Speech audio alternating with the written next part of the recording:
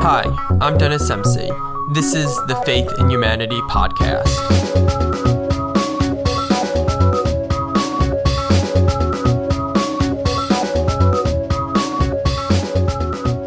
Hello everyone and welcome back to another episode of the Faith in Humanity podcast.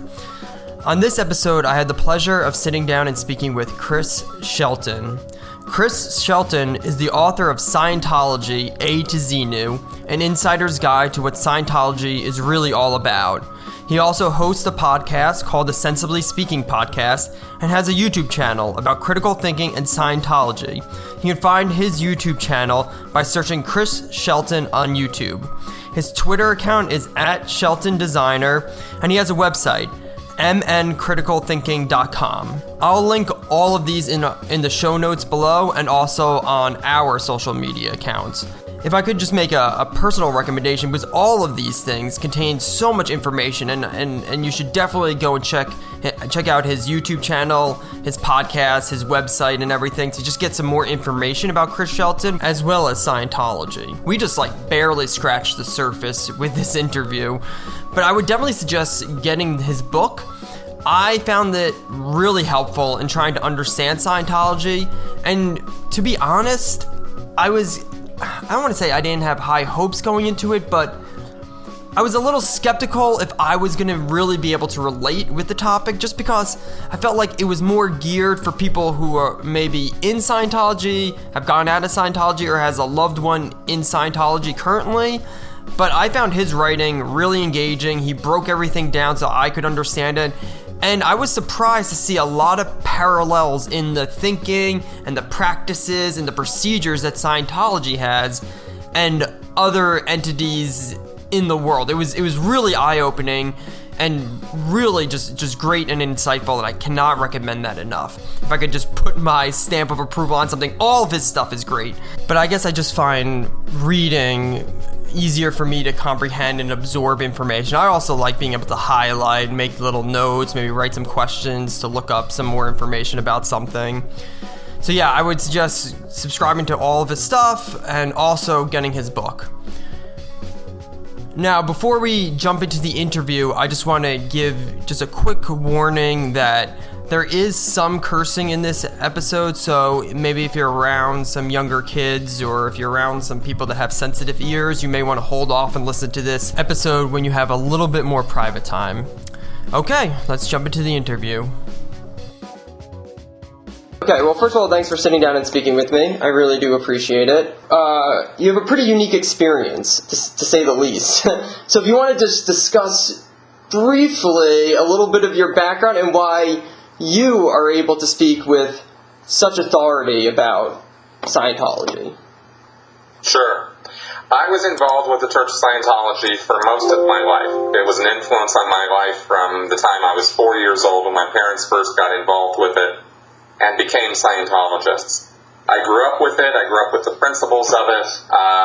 Like any, child is raised in a religion, you just kind of accept that all of that is true and that's the worldview. All of my parents' friends were Scientologists, so it was just what I knew. Yeah. When I was 15 years old, I started doing services at the local church in Santa Barbara, where we lived at the time, and I kind of got hooked up for myself. I was kind of around it, but now I was actually doing it and learning about it. I did a very extensive communication class, a study class, and some other things. And, I was mid-high school at the time, very impressionable age. And so I kind of bought into the whole party line that Scientology was this very significant, very important movement in the world that was going to, change the world for the better. That was my view of it. And my parents had bought into that view too, even to the point where they had worked for the organization when they were in the 70s, back when we lived in Pasadena. Now, they had stopped working for the organization because they had seen some of its dark side, but I hadn't. Mm-hmm. And so I finished high school. They recruited me to join staff and start working there as a religious volunteer, which means basically that you don't get paid shit, right? You get, I got the best pay I ever got. You get paid every week. And the best pay I ever got in the 8 years that I was working in Santa Barbara was like $100, $120 or something. This was not something I was going to make a living doing. And yet it was my career. It was what I wanted to be doing. So I had various other jobs. I was working all the time, working a full-time job, working Scientology full-time, nights and weekends mostly is when I was working at the church. And I did that for 8 years. And I was a course supervisor. I was an executive. I was a person who calls people to come in and do their services when they paid, because Scientology is kind of it's a church, but it's a business. It sells courses. It sells counseling or what they call auditing. And so I was overseeing the delivery of that in Santa Barbara, which was a pretty podunk little organization, really, maybe in the Santa Barbara area, Ventura, Oxnard, Santa Barbara, north up to San Luis Obispo area, 100 people maybe, involved with Scientology. I mean, we're not talking about some big movement. And it had been around there since the 70s. So there were a lot of old timers and stuff hanging around, and then people like me, second gen, third gen, members, right? That's where the bulk of their new membership seems to come from. Anyway, I did that for 8 years, and then I decided when I was 25 years old that this wasn't doing it for me, in that we weren't making it happen. We weren't clearing the planet. That's their phrase for basically getting everybody on board with Scientology, is they're clearing the planet, right? So I decided I needed to take more responsibility and I just double down. I needed to do more Scientology, right? So I joined the Sea Organization, and that's a SEA organization. The sea is in the ocean, and that's a paramilitary, sort of naval outfit. They model themselves on the Navy with ranks and ratings and uniforms and salutes and yes sir, no sir, and orders and seniority and this kind of thing. And I went down to LA and I lived down there for another 17 years at the big blue buildings that if you Google Scientology, that's the first picture that comes up, is these blue buildings. That's where I worked, and that's in Los Angeles. That's in Hollywood. And I did a lot of things there. I oversaw the delivery of Scientology across all of the Western United States from a management function. I did that for 8 more years, right? Then I kind of got burnt out on that, because that was all of this work is stressful, but when you join the Sea Organization, it's a full-time, 24/7 thing. That's all you're doing. They're paying your rent. They're paying they're feeding you. They're clothing you. They're birthing you. I mean, you're just dedicated to the cause in a very, the only comparison is if you went and joined a monastery. You wouldn't go do another job if you worked at a monastery. You wouldn't have some other work you were doing. That's all you do. Mm-hmm. And that was the level of dedication I had to Scientology for 17 years of my life, right? So I worked as an executive. I worked, then when I got burnt out on that, I worked in sales. I did selling Scientology services, upper, higher level services, the OT levels, those kind of things. Mm-hmm. Then I got busted pretty hard, and I did this thing called the RPF for 3 years, and I got through that, the Rehabilitation Project course, and that's a whole story in itself. Then I worked in the books. I made books. They have an in-house publishing facility, Bridge Publications. I did that for about 9 months, and then I went out and I started recruiting people to join the Sea Organization, and I spent about a year on a project doing that, traveling around and getting people signed up for the Sea Org and convincing them to dedicate their lives to this cause, because it's a recruitment thing. You got to work somebody over to get them to do it. It's not just, people don't just walk in and say, I want to join the Sea Org. You got to sit them down and convince them to do it, right? Mm-hmm. And I got pretty good at that. And then I spent the next 4 years basically working on recovering people back into the fold who had left Scientology, and that was, knocking door to door, calling, emails, anything to reach these people, tracking them down. And I traveled all over the Western United States doing this as part of opening up these new churches that they've been opening for the last 10 years. they're taking their existing churches, they're buying new buildings, they fundraise their parishioners to buy a new building, and then they fundraise again to get the money to renovate the building. And these are called ideal organizations. They're ideal, they're wonderful, they're the perfect organization, right? They're supposed to result in all this wonderful expansion for Scientology, and we're going to get all these new members, and this is going to be the thing that's going to do it. And when I first heard about it, I thought, okay, this is a good program, this is what's going to make it happen, and I put my all into it. This was something Miscavige came up with around 2003 as a plan, and he put all of Scientology onto this new plan of fundraising and buying new buildings and basically increasing Scientology's real estate portfolio. But what it hasn't done is increase Scientology's membership. And I saw after 4 years of traveling around and recovering people and trying to get people back on board and watching these new buildings in Las Vegas, in Oregon, in Seattle, in Twin Cities, all these new organizations were opening up with a lot of fanfare. But then after they opened, the places were empty. They were ghost towns. There was nobody showing up. There were no new members. There was no people signing up. And it was really hard to get new members. And I started thinking, this isn't about getting new members. This is about increasing real estate value. This is about money. And there was so much attention on what was going on with money, making money in Scientology, that I started realizing that this was not about saving the planet or clearing the planet. This was about making money. And I got very, disaffected with the whole thing, seeing that firsthand over and over and over again in place after place all over the West U.S. In doing the work I was doing over those 4 years, I had boots on the ground in every state west of the Mississippi. So I saw all of Scientology across the continent. Yeah. It was a very unique perspective. Not a lot of Sea Org members travel around and do that. So I had a lot of unique experiences as a Sea Org member, being sent out, by myself doing that work. And the bottom line is, I'm telling all this because that's the experience that I bring to this. Is I was very trained in Scientology over all those years. It was a total of 25 years of working for the organization. And 30-something years of living in it, So I have a lot of experience with this. This is the one thing I've always sort of said, if there's anything I can talk about with authority, if there's anything I can be considered an expert in, it would be this. Yeah.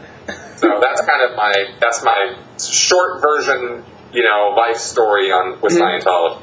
Absolutely. All right. And can you just talk a little bit, just so people understand, what are some of just the basics of Scientology? Well, let's get right to the chase of the fundamental belief of Scientology. Yeah. That is that people are spiritual beings. They are not. Your body is not you. You are a spiritual entity called a thetan. This is the parts of man consist of body, mind, spirit. Mm-hmm. This is a very, very core fundamental belief of Scientology, right? And of course, it shares this belief with almost every other religion in the world. Mm-hmm. Where it differs is that the spirit is capable of. Hubbard said that the spiritual being is capable of amazing, fantastic, incredible things. Mm-hmm. That we as spiritual beings are basically the ones responsible for everything that you see around you in your life. Mm-hmm. And that we are trapped in a kind of matrix-like existence where we have to live life after life after life. You die and you're forced to go get a new body and start all over again in a baby and raise that body and live that life. Mm-hmm. And then you die. And there are forces at work that force you to forget what's happened before, and so then you start over again, and it's a trap. It's this prison of being stuck in this cycle. And like the Buddhists, they sort of talk about this endless cycle of life after death. Mm-hmm. And Buddhism attempts to, from a Western understanding, Buddhism is trying to break people out of that pattern or that cycle and break spiritual awareness. That's what Hubbard promises, right? Same thing, as he sort of compares it to Buddhism that way, even though that's what I just said is not really what Buddhism is all about, but that's what Western people think Buddhism is all about. So Hubbard, sort of made that comparison. And he said that Scientology is bringing Western science and pragmatism, practicality, to a spiritual idea that Gautama Siddhartha started all those 2,000 years ago. This idea that you could break out of this cycle and that you could have a greater spiritual awareness and therefore have greater spiritual abilities because you would recognize and know that you are a spiritual entity, right, a faith. So that's the very core fundamental on which all of Scientology is built. You have to accept that on faith because, of course, how do you prove that there's a spiritual existence, right? It's all subjective. Yeah. but that's the core belief of it, right? And then there's lots of other things that come from that, and the idea is that Scientology offers a precise, step-by-step, one-size-fits-all guide to how to achieve this higher spiritual state. And they call this series of things you're supposed to do, they call this the bridge to total freedom. Right? It's a series of steps you take, and each of these steps, of course, costs money. And takes, many, many, many hours of your time and energy. So it takes years to go through and progress through all of these steps and move up across this bridge where you're going to be from your current low, animalistic, primitive state where you've forgotten you're a spiritual being, you've forgotten your spiritual self, you have no real abilities. All of this is suppressed and held in because of the past experiences that you've had, that you've experienced a great many periods of stress and trauma. And in Scientology, these periods of pain and unconsciousness are called engrams. And this comes out of Dianetics, actually, from 1950. But Hubbard carried the idea forward through Scientology, where basically the thing that's holding you back are your past experiences. And so Scientology counseling addresses your past experiences in such a way as to supposedly, it's all nonsense, none of this stuff works, but the idea is that you are relieving the stress and trauma of these past experiences in such a way that you are no longer affected by them. You therefore recover your memories of your past lives, you recover the abilities of your past lives, and you are able to see and, move into the future not burdened by all these stresses and traumas and not trapped anymore. And that's what this bridge to total freedom is supposed to offer you, is this ultimate spiritual state of being what they call at cause over life, right? If you look at life as a series of events that happens to you or that you experience, in Scientology terms, you can either be at the cause end of the equation or you can be at the effect end of the equation. Are you going to be cause or are you going to be effect? Right? And in Scientology, it is favored to be at cause, to be the one who is doing, the one who is making, the one who is creating, not the one who is being made at. Who is having to experience things you don't want to experience, you have to experience things you don't want to, you don't want to have to be fired from your job, you don't want to be getting into fights with your wife, you don't want to have your kids tell you that they hate you, that's being at effect, you're having things happen to you that you don't want. So Scientology promises to put you in a position of cause where you're in the driver's seat, you're the one who's making your life happen. I used to have a term, and people used to ask, hey, how's life treating you? And when I was in Scientology, I would say, no, I'm treating life. Treating life. Right? Yeah. Like, I'm the one who's making. Yeah. Yeah, life's not treating me, I'm treating life, right? Okay, I'm the one who's in the driver's seat. I'm the one who's making things happen.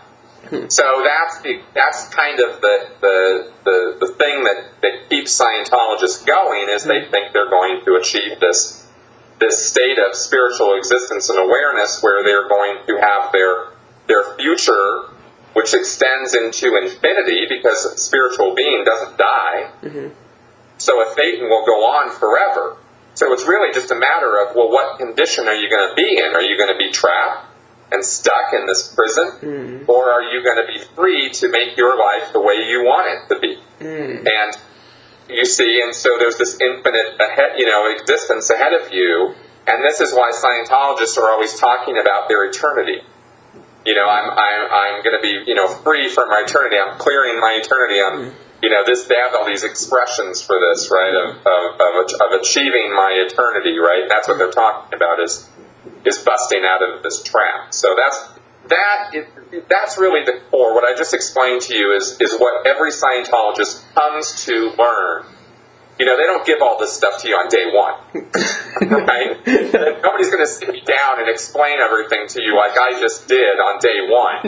They're going to talk to you about, improving your communication ability. They're going to talk to you about making things better in your marriage. They're going to talk to you about, being able to work easier and better, right? They have all these beginning level classes and counseling things that they can do with you that'll just make things a little more, be able to stand your life a bit better and get things done a bit better. But it's a gradual approach. They start with that, and then they offer you another thing, and then they offer you another thing, and another thing, and before you know it, you're fully immersed in this mythology of, this spiritual existence. And it's a carrot that they're sort of offering at the end of they kind of hold it out in front of you, dangle this carrot out in front of you and say, if you keep giving us money, and you keep doing what we tell you to do, you're going to achieve this state of total spiritual freedom and immortality. So that's why people end up getting immersed in this world and paying hundreds of thousands, millions of dollars. Because who wouldn't want, if you think about it for a second, if you could give somebody that kind of a reality, that kind of an experience where they were free from the crap that is our life, and we're free to create into infinity, you can understand why people might get a little fervent about this. Oh, absolutely, yeah. So that's the real core of it. But the surface level is, how they'll talk to you on the websites, how they'll talk to you if you walk in and talk to them is we can take any problem you're having and we can deal with it, so that's not a problem for you anymore. That's the introduction to it, and that's how you get immersed into it. Got it. And everybody has a unique Thetan for themselves, a soul to themselves. I was reading in your book the concept that Thetans clump to you, or something's clumping to you, and then you have to remove the body that's Thetan. A higher level thing. Oh, that's a higher level thing. Yeah, you're talking about body Thetan. Yeah. There's an advanced level in Scientology. Once you get up to on this bridge to total freedom. I just skipped like 5 steps or something. Well, yeah, that's kind of what happened just now. Right? We're now up at step 8, right? Okay. When you go up this bridge to total freedom, there are a series of steps that you take, and the first milestone is the state of clear. And this is something Hubbard first talked about back in 1950 with Dianetics. And it's a state where you're supposed to be free from all of the accumulation of past trauma and stresses. All the engrams are supposed to be gone. And you don't have those anymore, and you're now able to think more clearly, faster, easier. You have the full facilities of your mental, faculties. And that's the state of clear, right? You're not supposed to get sick anymore, and you're not supposed to have psychosomatic illnesses and all this kind of stuff. There's a lot of promises and claims made just with the state of clear. But in the 1960s, Hubbard started, in the late 1950s, mid to late 1950s, he started talking about, and in the 1960s offered methods of achieving a new state, a higher state called OT, which is operating Thetan. Okay? Yeah. If you imagine, from everything I just told you, you wouldn't think that, you, me, all of us in our screwed up spiritual state, we're not operating very well. We're not getting along. We don't even know that we're spiritual beings, right? Mm-hmm. So how could you consider that you're much of an operating Satan? You're really not. You're not operating very well. So he called this new higher state of existence, beyond the state of clear, he called that an operating Satan, or an OT. And he broke down the way to get to become an operating Satan is to do these OT levels. Each level, and there are 8 of them in total, are supposed to gradually improve your spiritual abilities and awareness. Mm-hmm. So there's OT1, OT2, OT3, 4, 5, 6, 7, and 8. The highest level you can attain in Scientology is OT8. So the definition of an OT is a being who is at cause over matter, energy, a being who is at knowing and willing cause over matter, energy, space, time, life, form. Now, that's a pretty good definition of God. Yeah, I'd say so, yeah. Yeah, I mean, a person who is knowing and willing cause over matter, energy, space, time, life, right? Like, this is a heavy-duty concept. This is not some lightweight little thing. This isn't, we're going to make you feel a little better. This is, we're going to make you God, right? Yeah. We're going to make you, we're going to put you into a state of being where you are the one who determines time, space, energy. I mean, this is a big carrot we're talking about. So these OT levels are broken down, and they're confidential. In the world of Scientology, they are absolutely secret, right? In the same way that you can't go into the temple in the Latter-day Saints, right? Not just anybody can walk into the temple.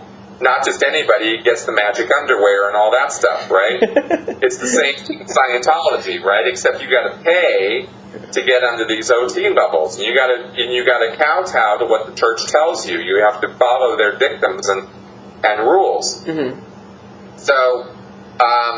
So what you just talked about with the body Thetans thing is part of the content of OT level 3, where you get introduced to the idea that many millions and millions of years ago, we were all in a very different place, in terms of how life operated, and how there were these space civilizations beyond the planet Earth. Scientology gets into stuff that goes back into the distant past, trillions of years ago. Yeah. And Hubbard talks about because if you buy into the idea that you're a spiritual being called a faith, and that you are immortal, then that automatically means that you've lived for as long as the world has been around. And Thetans don't just get born. A couple of Thetans don't get together and have little baby Thetans. Thetans just are, right?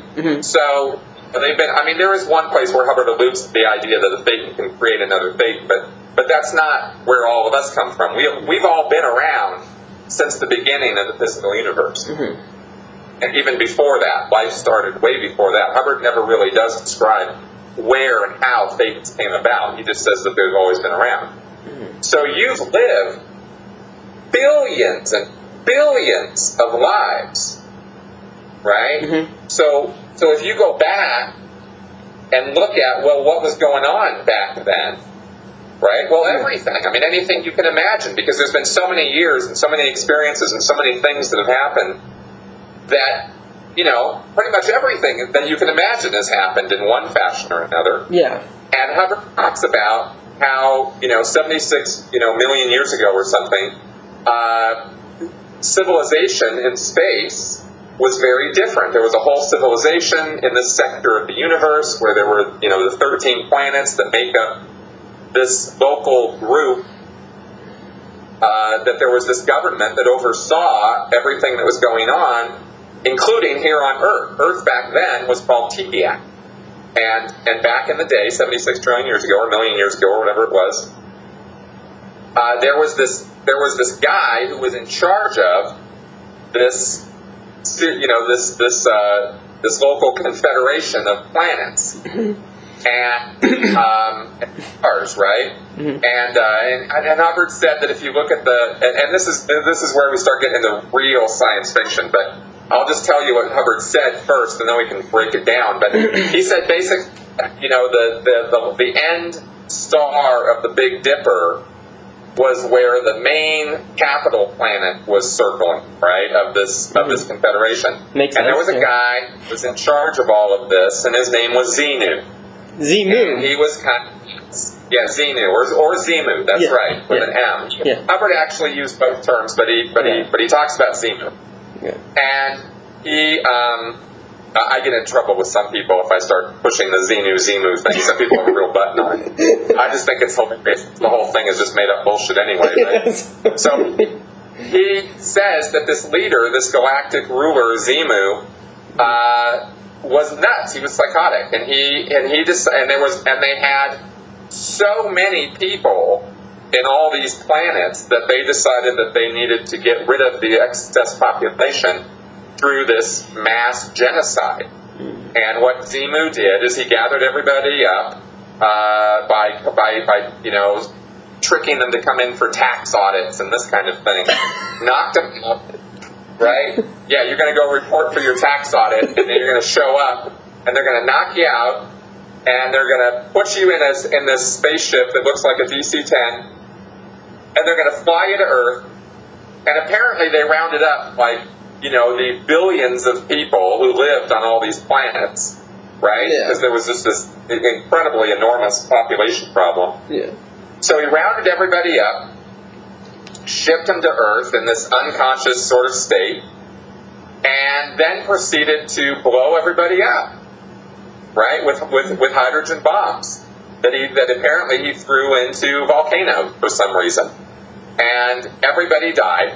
Right, their bodies were of course annihilated in this atomic waste, and then they knew back then that people were spirits. Mm-hmm. They knew that there were Thetans, right? They didn't deny that was a reality, and so it trapped all the Thetans with electronic fields that apparently are so powerful that they trap Thetans, right? And they forced them to watch, sort of get hypnotized is the easy way for me to put this. Mm-hmm. They kind of hypnotized them all into believing that what had just happened didn't happen, and that they couldn't remember it, and that, then this is where Hubbard says that all of the religious iconography and symbology of Christianity was installed in people. Angels and devils and belief in good and bad and all this kind of stuff was installed into people's heads, right? Into these Thetans' heads, because they weren't even people anymore because they didn't have bodies. But they were all trapped there, and they were implanted with these memories and these ideas, and then they were just left there. And Earth, Tegeac, Earth, was annihilated with all these atomic weapons. So it took, centuries before life started evolving again. Mm-hmm. And in fact, most of the people who experienced this, getting right back to what you mentioned, finally circling around to this, because I have to give you all this preamble in order for any of this to make any kind of sense. Probably still losing a lot of people anyway.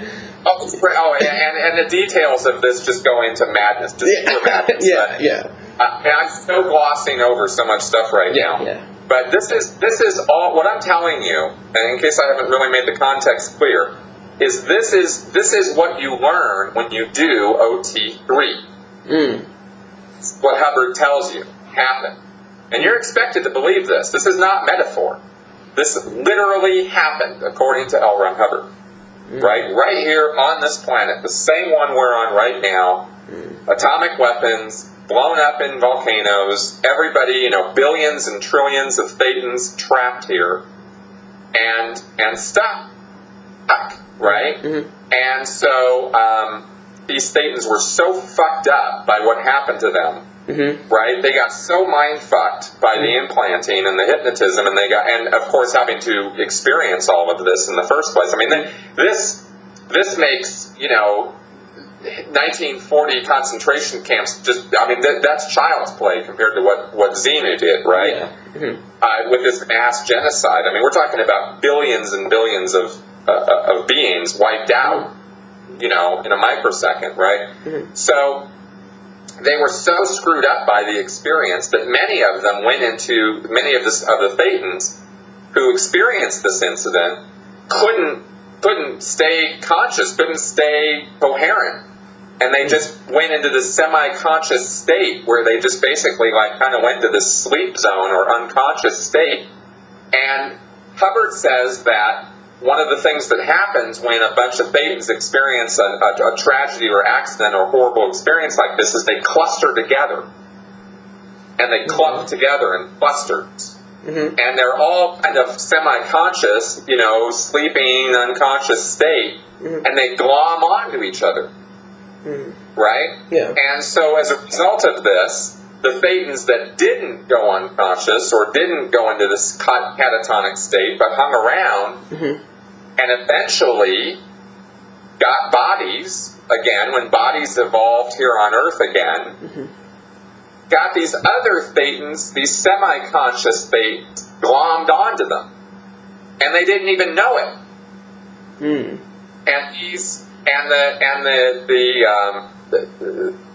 This is just so ridiculous. But anyway, they're clumped on, right? So you have thousands and thousands of these semi-conscious Thetans attached to you. You, me, everybody, right? Anybody you know. Yeah. And these Thetans are called body Thetans. Okay? Got it, yeah. And they're just like you and me as far as being Thetans. They're spiritual entities. They're just so fucked up that they're not capable of operating at the same level you and I do. Gotcha. Okay? They're completely messed up, insane kind of Thetan, right? And they're stuck to you. But because you don't know that they're stuck to you, they'll wake up every now and again, individually, little ones here and there, right? They'll kind of pop up every now and again, and they'll start thinking thoughts or looking at things, and then they'll go back to sleep. But when they're thinking thoughts, you think those are your thoughts. So this is the source of all mental illness, is really what he... Exactly. This is the source of every problem mankind has. Got it. Are these body, right? But the memory and the trauma of remembering this genocidal incident that happened to all of us on planet Earth, everybody who's here, this happened to, right? If you're here on Earth, you're stuck here because of what happened with Xenu all those years ago.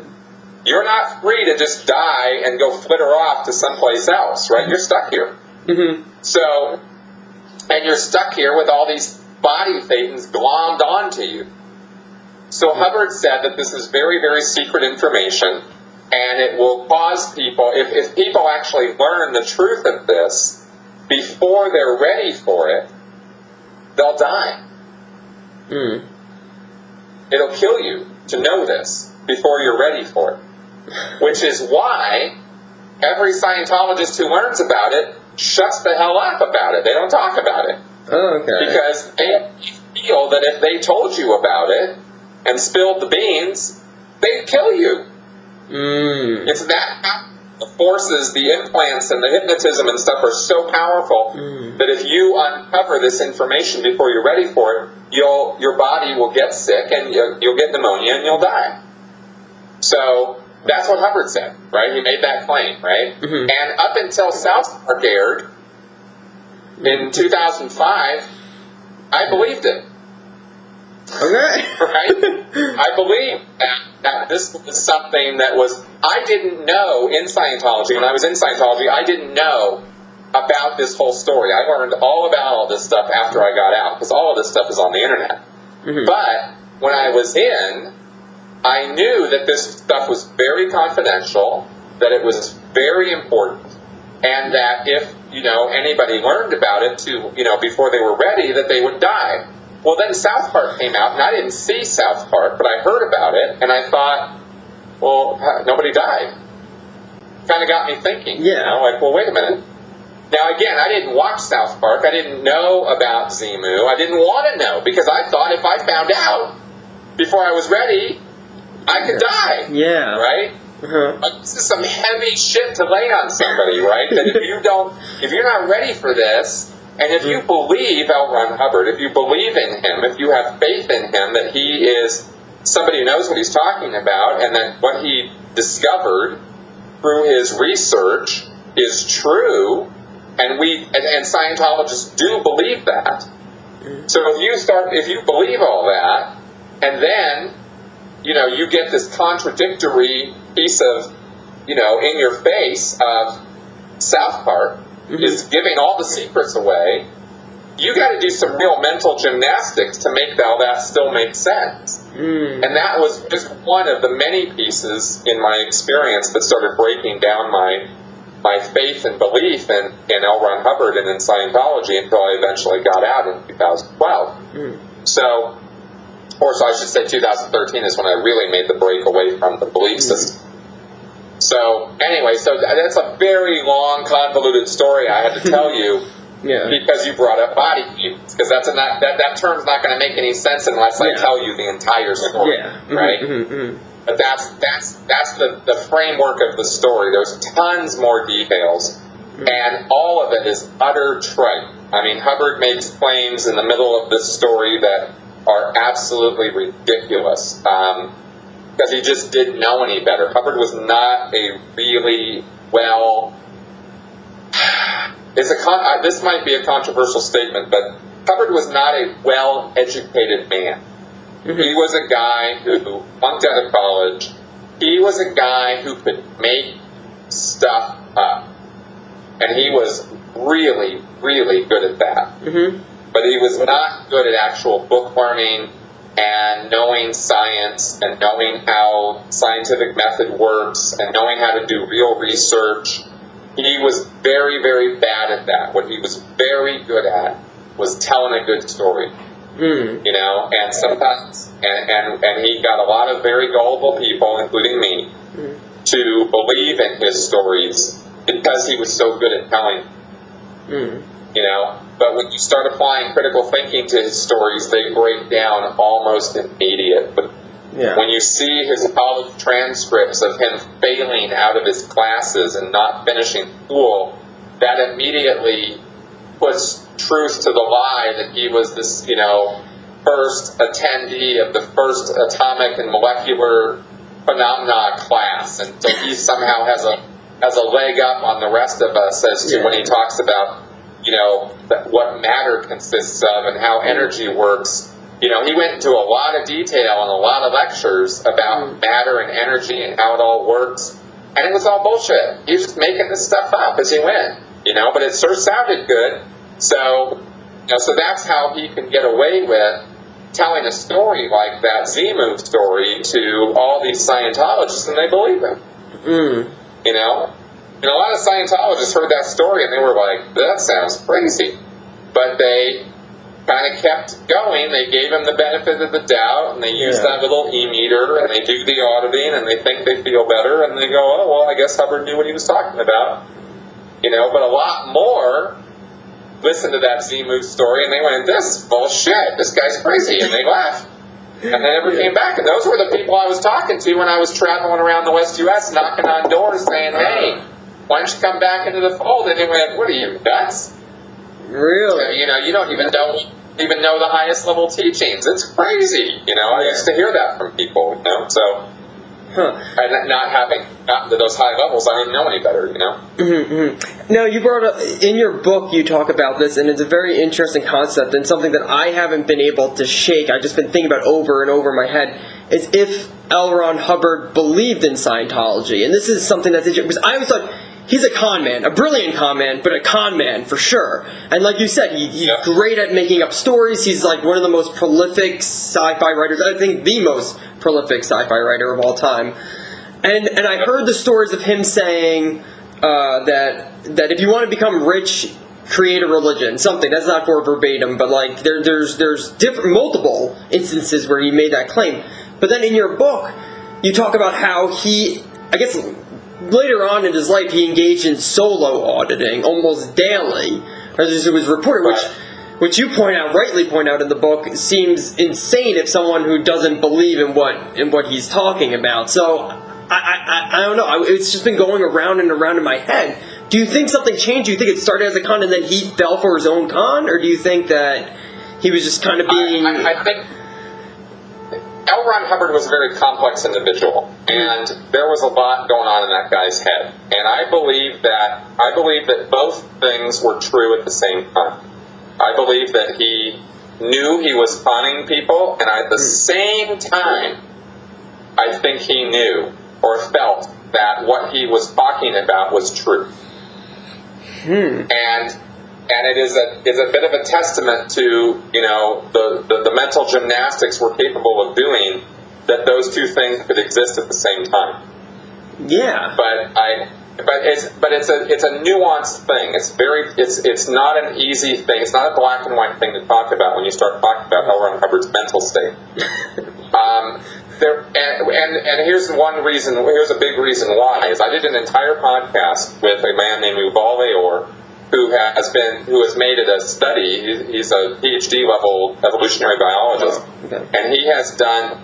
He is making it his life study to look into fervor and fervent belief and what drives fervor, right? What drives that kind of extreme, intense belief. And he hit on something that I thought was very insightful, and I believe it to be true, even though I'm not a medical professional, and that is that Hubbard probably suffered from an actual physical brain condition called temporal lobe epilepsy, which is a physical derangement of the temporal lobe, right? That is a form of epilepsy that was not even diagnosable or even recognized as a thing until the mid-1980s. So Hubbard's entire life, this was not even a recognized condition. But it causes a person to engage in extreme preponderances of writing. They just write and write and write and write and write. Whether they use a typewriter or not, I don't mean they have to do it by hand. I mean they output a tremendous amount of written material. And if you look at the combined works of L. Ron Hubbard's writing as a fiction author and then Scientology, you're talking about millions and millions and millions of words of output. Yeah. Hardly any of it makes any damn sense if you apply critical thinking to it. But it has its own internal logic and consistency, right? Even though there's a ton of contradiction throughout his materials. I mean, just tons of them. Yeah. But I forgot the term for this. It's something graphy, but it's this term that's used for people who write a lot, who just output a ton of material. Now, that's just one of the symptoms. There's a list of about 13 of them, and we go over it in my podcast. But one of the other and the most important symptom is a religious fervor. An epiphany occurs to a person. They have an awakening. They see the light. Something happens. And now some people react to this with TLE by going extremely atheist. They deny all religious belief. But more often, they go into a religious ecstasy experience and a very, very deep, very personal and very heartfelt religious fervor. They've experienced something, and they did experience something in their head. Yeah. Because of TLE, they feel that they've experienced some religious epiphany. Now, Hubbard talked numerous times in his lectures about having gone into a dental surgery in 1938, where he says, he made the claim that in that surgery he died, and they had to resuscitate him. And while he was dying or dead, he had this experience of going through the tunnel of light and going into this place where all of knowledge was available. He describes it as having been laid out on tables, there was all this knowledge, and the secrets of the universe were all laid out there, and he got to glimpse them and look at them before he got resuscitated. And they were telling him, don't let him go, make him forget. And he didn't forget, and he came back with these little kernels of truth and knowledge as to, he felt he had this epiphany. Mm-hmm. And he wrote it down in a book, which he called Excalibur. Right. This book is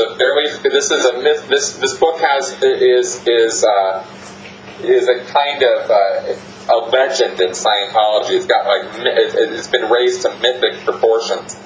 But it was a book that Hubbard wrote, and there is a guy who read it, who did write about what he read. This is in my book. Mm-hmm, yeah. Right, I talked about this because there's very little the book has never been published. It's never been released. No one knows exactly what it says. Only one chapter of the book was ever published by Scientology. They have all the copies. Because I think there were 3 manuscripts or something that Hubbard had in his personal archives that the church now owns. And in this book, he describes, how life actually works and how people interact with each other, and there's all this kind of really, amazing stuff apparently. And Hubbard tried to get this book published. He got all these publishers together, like 5 of them or something, and offered them this book and said, this is going to be bigger than the Bible. I mean, he really had grand ideas about this book. None of them wanted to publish it. Everybody rejected it. And he said, well, fuck you guys then. And he packed up the book, and he never talked about it again until Dianetics came out. And Hubbard then talked about this book, Excalibur, in a few lectures. You can find references to it in the materials of Scientology. Mm-hmm. And Hubbard said that this book was really significant. It had all the secrets of life in it. Mm-hmm. And now Hubbard has released most of that material in the materials of Dianetics and Scientology. Right? So you kind of get this idea as a Scientologist that you're pretty much in the know on everything Hubbard talked about in this book. Mm-hmm. Now, if that story is true, and I have no reason to believe that it's not, then Hubbard had a very solid reason to believe that he had truly hit on something significant.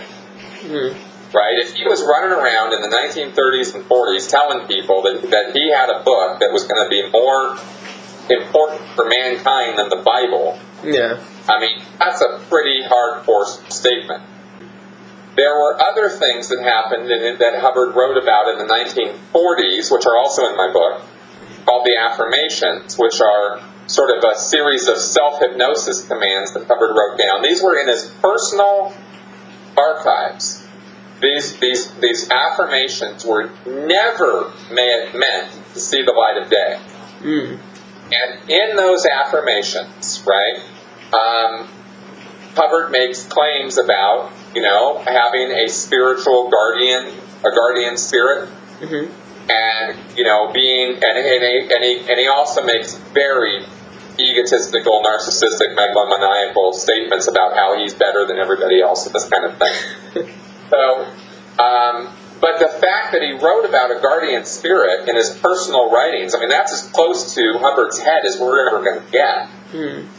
Right?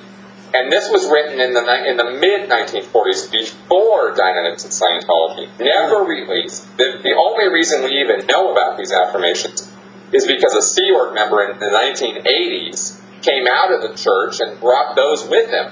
Oh, wow. And released them in court. Right? And then this became part of the court record. And that's the only reason we have any idea that Hubbard ever wrote this crap. Mm-hmm. And so when you read these things, you get the idea that Hubbard had some kind of hardcore belief in a supernatural existence, mm-hmm. and that he had the idea that by discovering more about it, he would address and deal with his own personal problems, of which he had many. Mm. And cognizant of his own personal problems. He had sex problems. He had physical problems. He had thinking problems, right? Yeah. And he had problems with relationships with other people, and he knew it. So he then comes up with, in collusion with other people in the late 1940s, he comes up with Dianetics, and he publishes the book. And to his surprise and everybody else's, this book took off like crazy. It was a mega bestseller. I mean, it took the United States by storm in 1950. And suddenly, Hubbard was not a spiritual guru at that point, because Dianetics was put forward as a mental health therapy. Yeah. But suddenly, Hubbard found himself with followers, with people who were waiting on his every word, with people who thought that Dianetics was the shit, and that the state of clear was this wonderful state of existence. And so now, he had all these people waiting on his every word. Well, to somebody like Hubbard, who already felt like he'd experienced a religious epiphany, and that he felt like he had an inside line on truth, how does this not morph his thinking and make him start thinking that he's the shit, right? Oh yeah. Like anybody would think that if you wrote a book and it was a non-fiction book, it claimed to be true, and tens of thousands of people were paying you good money to hear more about your discoveries. I mean, how does that not go to your head? Especially if you're somebody like L. Ron Hubbard, who already thought he was better than everybody else. Yet he knew, at the same time in 1950, he knew he could not deliver the claims he was making. And he had to keep doing further research to try to make Dianetics actually work. And it went bankrupt twice, because he was not able to make it work, and because he was spending money like it was water. I mean, you just spend. But he still had this core group of followers who believed what he said, and he was writing these books and putting this stuff out and making all these promises. And so I think there was a push-pull going on in his head to satisfy his followers, to make himself believe that he really was all that, even though the real world reality was that he wasn't coming up with the goods, and he was having to make promises that he was just promising them the sun, the moon, and the stars, and they'll keep following me and paying me money. And then he kind of comes up with this idea, well, let's make it a religion, because then we'll be tax exempt, and we will not be getting in trouble for making medical claims that we can't keep, right? Because Hubbard was promising to cure cancer and shit. I mean, he was making some pretty heavy-duty claims about Dianetics. So when he turned it all over into Scientology, now it was a religion, and he could make any claim he wanted. So that's why, if you look at that whole picture that I just painted for you, I think you see a complex guy who had a lot of stuff going on in his head about how great he was and how wonderful the stuff he was coming up with was, but it kept running into the brick wall of he wasn't curing cancer, he wasn't curing leukemia, he wasn't making people into these fantastical new people. So that drove him to keep looking and keep coming up with, quote-unquote discoveries, right, to move this thing along and try to deal with his own personal problems and the problems of others. And by the way, through all of this, Hubbard was taking other people's ideas that they were giving him and making them sound like he was the one who came up with all of it. And that happened a lot. A lot. Yeah. Okay. Almost every major basic discovery of Scientology actually came from somebody else. And Hubbard, because he had these followers, and they had their own ideas, and they were giving them to him. And it was like this big, all through the 1950s, Hubbard was just collecting people's ideas, all the way through the 1960s, actually. People were offering him stuff and saying, hey, I was doing this auditing, and I had this realization, and what about this? And Hubbard went, wow, that sounds really good. The next day, he's lecturing to his followers about how he hit on some new discovery, which was not his fault. It was something this guy gave him, right? Yeah. He did that over and over again, to the point where people who were giving him this stuff were getting sick of his shit because he was claiming it was all his, right? Mm-hmm. And he lost people as fast as he was gaining them. It was a constantly revolving door of membership in Scientology. You know, the core group of people who stick with it, I mean, it's a small group of people. You know?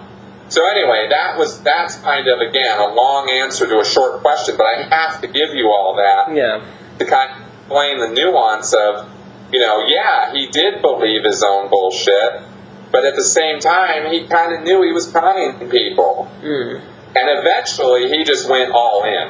I think about the early 1960s, he just gave himself over totally to it and thought that what he was discovering, quote unquote, was actually the ultimate truth of reality.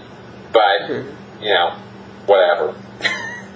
You know, it's something interesting that you say is that they couldn't claim that it was a medical thing, but there was no results, so they switched it over to religion, where, like, you know, the results are subjective.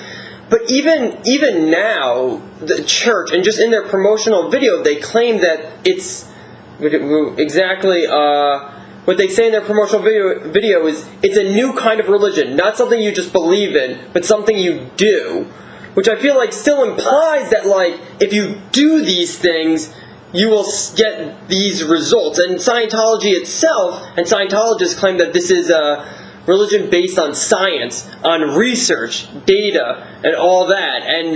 And clearly, I mean, you kind of just laid out about how that is total BS. But how do they think that this religion is based off of all this science and this facts? And even so, I bought Dianetics, and I read through some of it. I couldn't get through a lot. I mean, it's so, his writing is so complex and, I don't know, just really hard to follow, and also just like constantly coming up with new words and acronyms and everything. It's like, oh my goodness.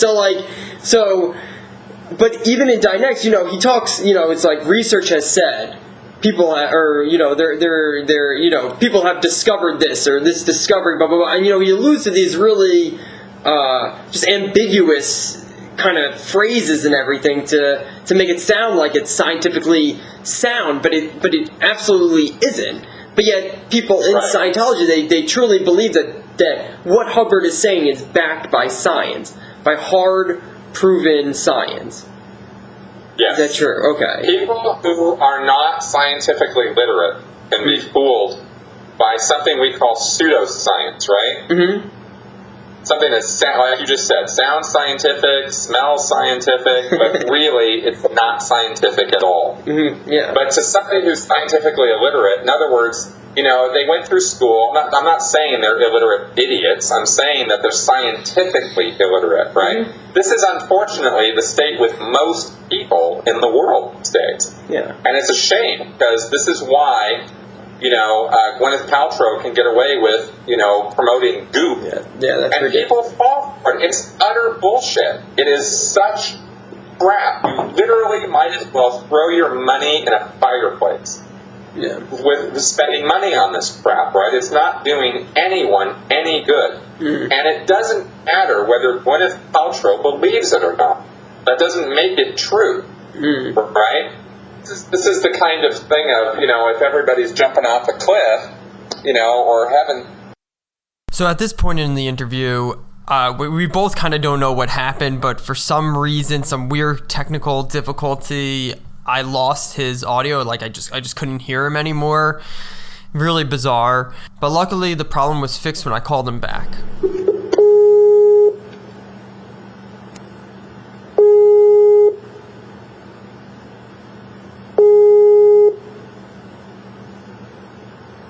Hello? Ah, perfect. I can hear you now. What Tom, ask me that question again? Oh, pseudoscience. We're talking about pseudoscience. Pseudoscience, yeah. Okay, yeah, so I was bagging on Gwyneth Paltrow. So, okay. Alright, so people don't generally understand how real science actually works. And you can't really blame them for it, because it's kind of complicated, and science is, it's when you drill down into the details of science, it's hard work.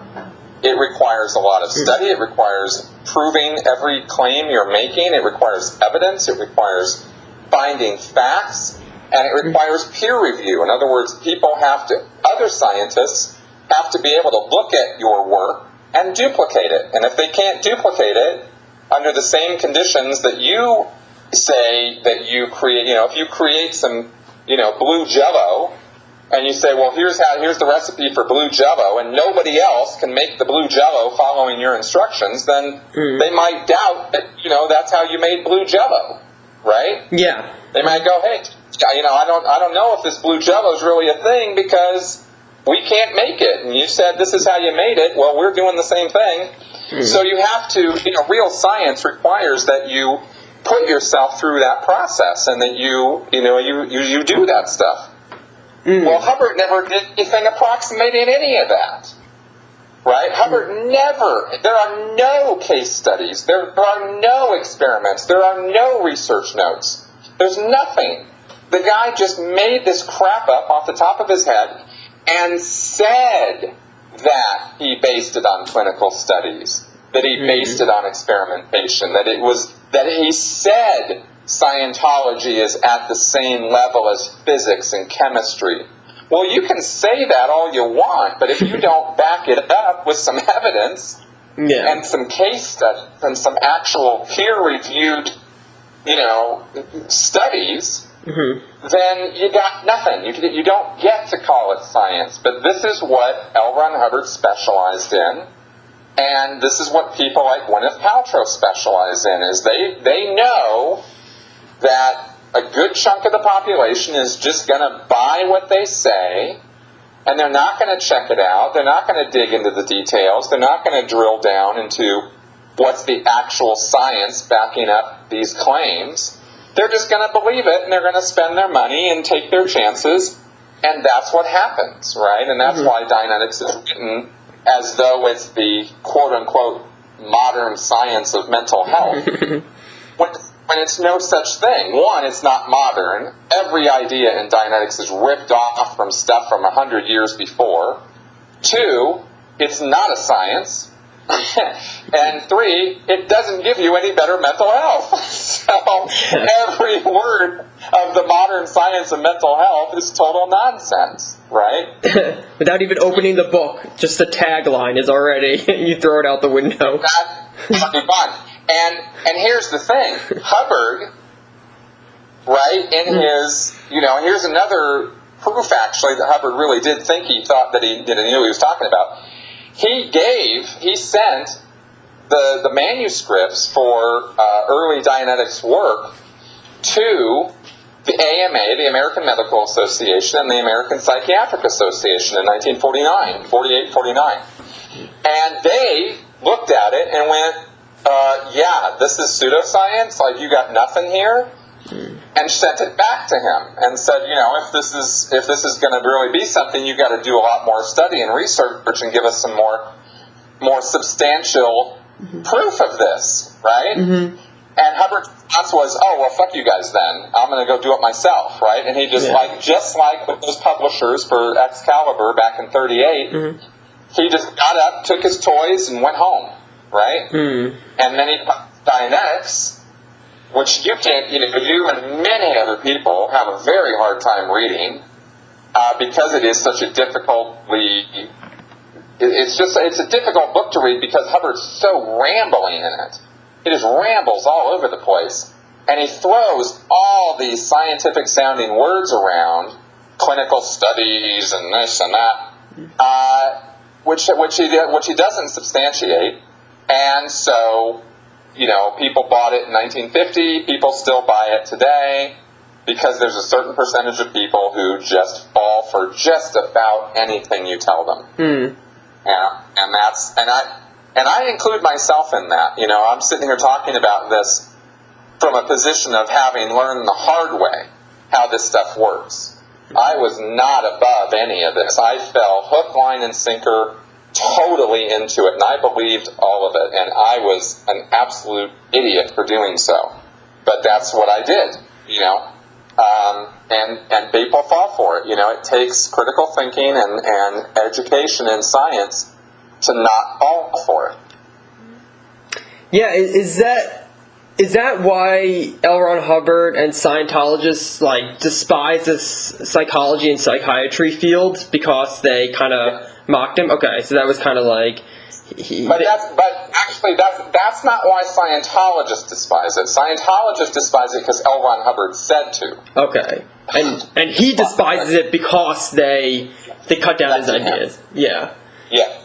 And he was never going to forgive them. Now, there is another thing, though, that we do need to acknowledge if we're going to be really honest about that, and that is that Hubbard rightly was down on psychiatry of 1950 because the psychiatry of 1950 was very different from the psychiatry of 2017. Yeah.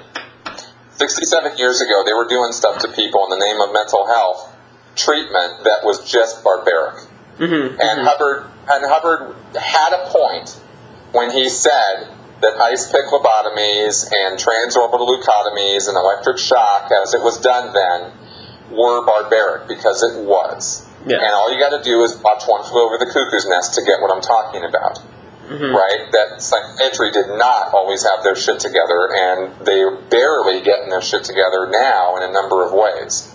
So it's not a hard, exact, precise science when you're dealing with human beings. There's so many variables and so many things that that go on, and so Hubbard got a lot of traction with people in 1950 by degrading and deriding psychiatry, and some of what he said had merit. Yeah. Is it the same now? Not at all. Psychiatry has advanced. Scientology has not advanced.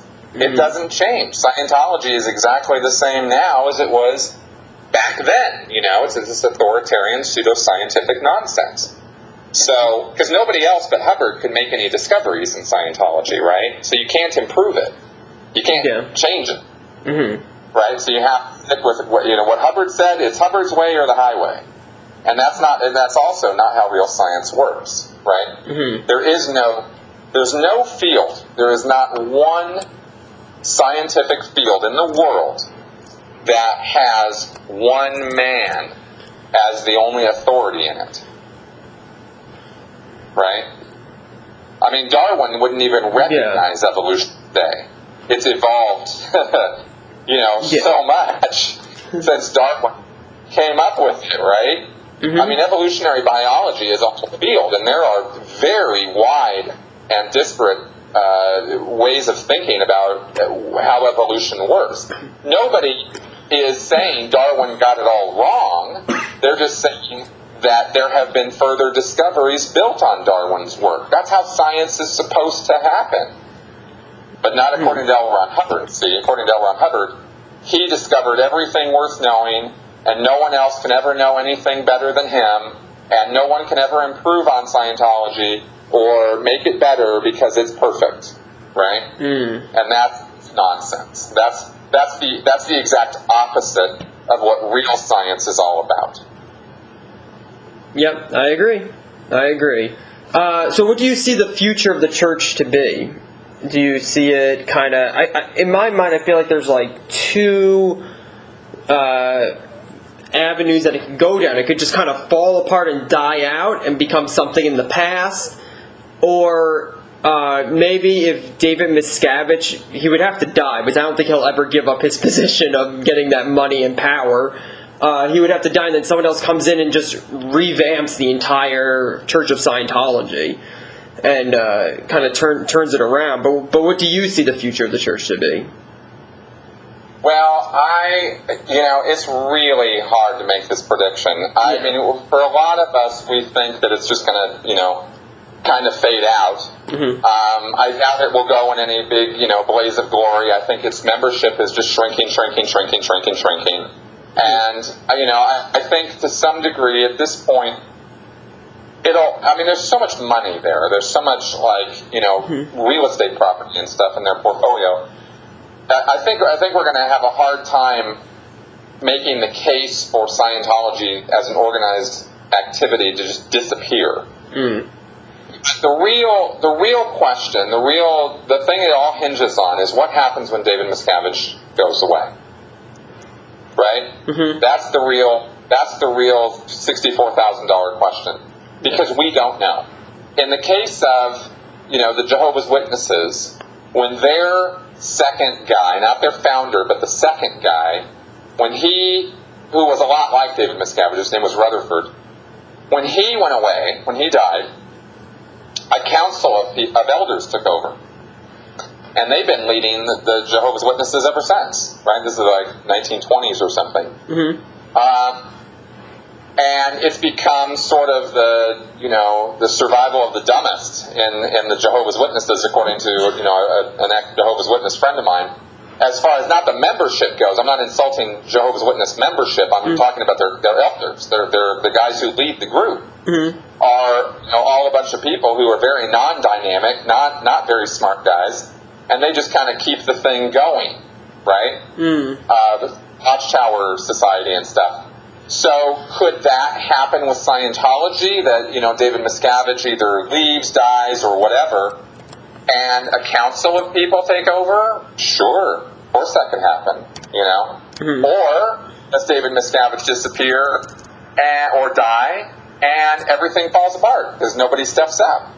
Sure, that could happen too, right? Yeah. Because David Miscavige has happened to do away with anybody who can challenge his authority. So, would somebody step up if he disappeared tomorrow? Hard to say. A little hard to say. Probably would. But what would they be like? Because Scientology is very much a cult of personality, right? It's very much driven by L. Ron Hubbard's personality, now David Miscavige's personality. Mm-hmm. He's morphed Scientology away from a lot of what L. Ron Hubbard was about and made it into his own image, which is why it's such a blatant money grab now. Mm-hmm. Right? Yeah. You could argue that it was always a blatant money grab, but trust me when I say it's even more blatant under Miscavige than it ever was under L. Ron Hubbard. Yeah, it seems so. Obvious. Yeah, no, much more obvious. Yeah. So, I joined Scientology, when L. Ron Hubbard was still alive. 1985 is when I first started doing courses, right? Hubbard died in 86.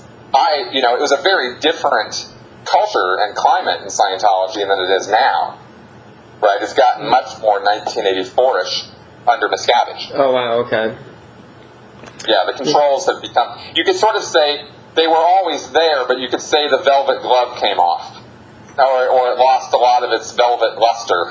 Yeah. because Miscavige has been so busy punching people with his iron hand that the velvet sort of tore a bit, Kind of like that. That's a good analogy. I've never used that before. Just out of curiosity, after leaving the church, do you have faith in a higher power, or at least like some spiritual dimension? Are you? I have some personal hopes. I don't have a belief, really. Okay. I don't let myself go so far as to think of it as a belief. Okay. But I have hopes that there's more to life and stuff than just a physical existence. But I'm an atheist now, and I'm not big on organized religion for fairly obvious reasons. Yeah, of course.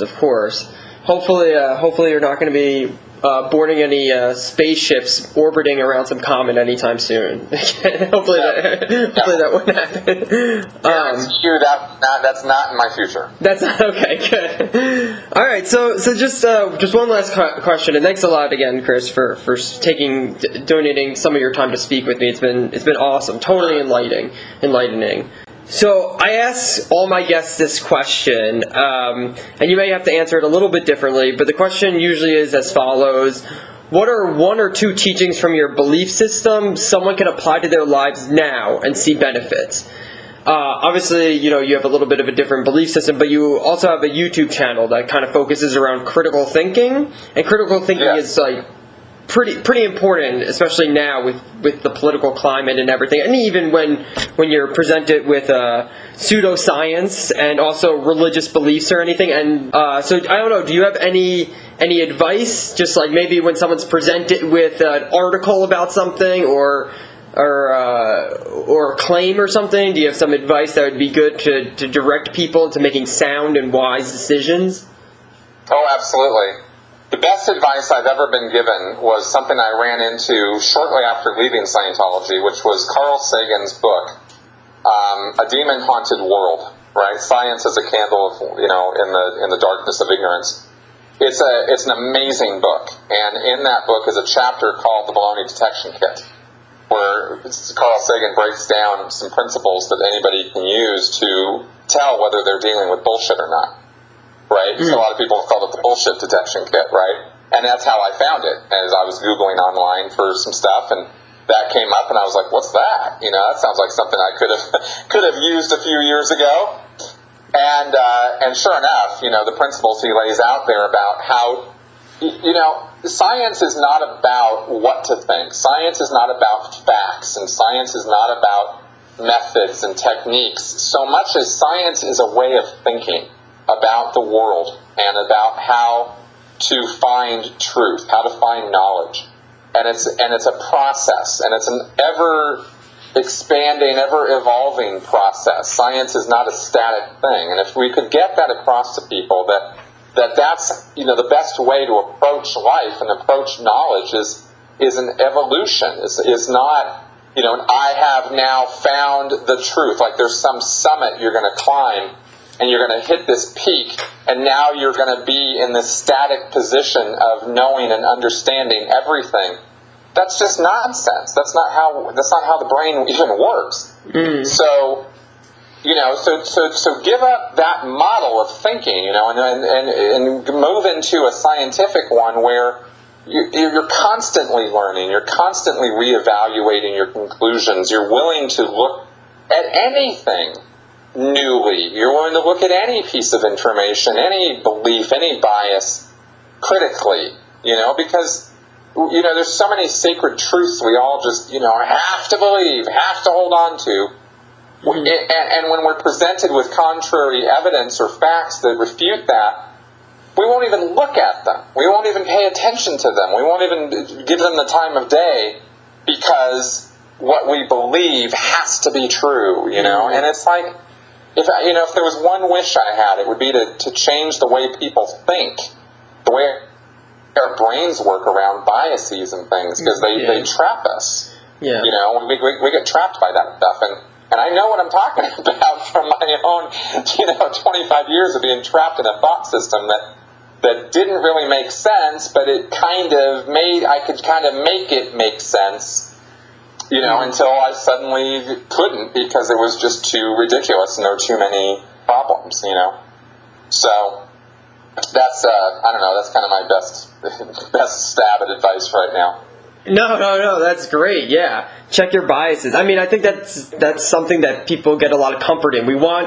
We're creatures that look for patterns, right? And we're creatures that want to make sense out of chaos. And so when we have our beliefs, we think that we have control over the chaos of the world. When something comes in and kind of jabs at that and tries to shake up that belief, it really frightens us as the primates that we are. You know what I mean? It's like, oh my God, it's amazing. Yeah. And the more you learn about this stuff, the more you find, the more sure it is that we are so emotion-based. We are so driven by what feels good.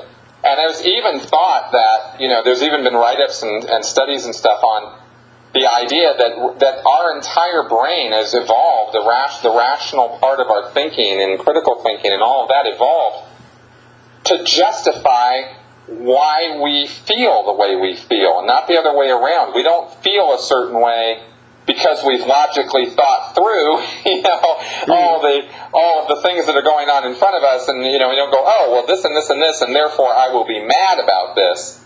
Instead, we find ourselves feeling a certain way, like mad or sad or bad or whatever, and then the brain kicks in to justify why we feel that way.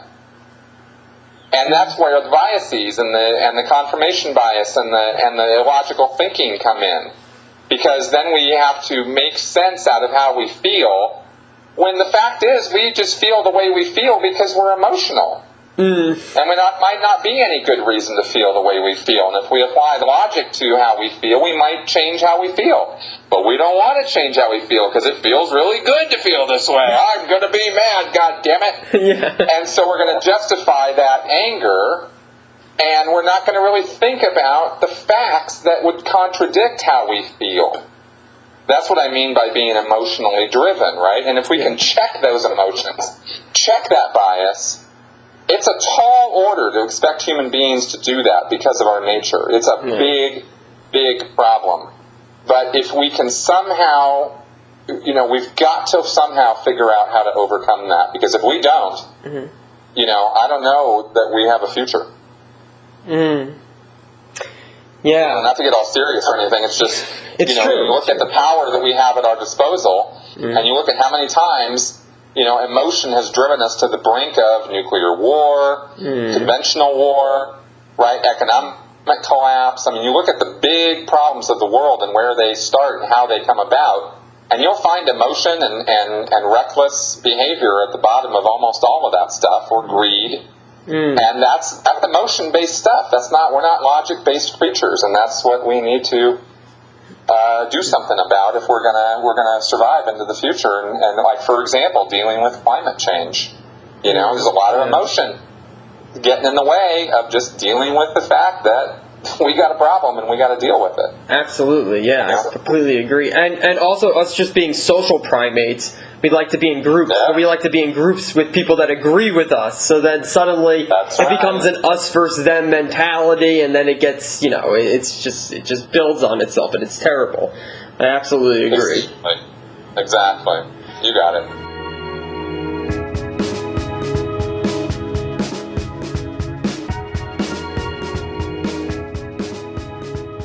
Alright, that's going to do it for this episode of the Faith in Humanity podcast. First of all, as always, thank you all so much for listening. Second, thanks again to Chris Shelton for sitting down and speaking with me. Make sure to subscribe to him on YouTube at Chris Shelton. Also, subscribe to his podcast, the Sensibly Speaking podcast, and also buy his book, Scientology, A to Xenu, an insider's guide to what Scientology is really all about. Those are all really fantastic resources and compact with a ton of information. I will link all of that in the show notes and also on our social media accounts. You can find us on Facebook at the Faith in Humanity podcast, and also on YouTube under the same name, the Faith in Humanity podcast. Also, follow us on Twitter at TFIH_podcast, and you can also email us. We love hearing from you guys. Our email address is tfih.podcast@gmail.com. And if you have a second of your time, if you could go on to iTunes, Stitcher, Google Play, or wherever you get your podcasts, and just give us a rating, preferably a good rating, that will help more people find our podcast, and it will expand this community that we are already building. Alright, until next time, stay safe and peace be with you.